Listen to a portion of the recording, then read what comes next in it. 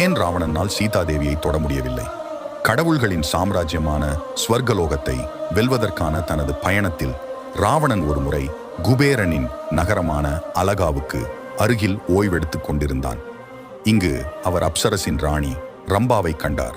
அவர் இதுவரை உருவாக்கப்பட்ட மிக அழகான பெண்ணாக கருதப்பட்டார்.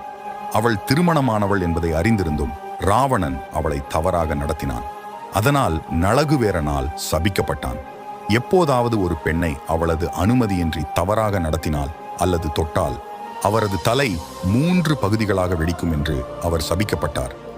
எனவே ராமாயணத்தில் சீதாவை கைப்பற்றிய பிறகும் அவள் மீது அவருக்கு இருந்த மோகம் இருந்த போதிலும் சாபம் நிஜமாகிவிடுமோ என்று பயந்ததால் சீதாதேவியை திருமணம் செய்து கொள்ளும்படி கட்டாயப்படுத்த முடியவில்லை. இந்த சாபம் வேற யாருக்கெல்லாம் இருந்தது என்று காமெண்ட் அடியில் கெஸ் பண்ணுங்க. அனைத்து ஆதரவுக்கும் நன்றி. தயவு செய்து சப்ஸ்கிரைப் செய்யுங்கள்.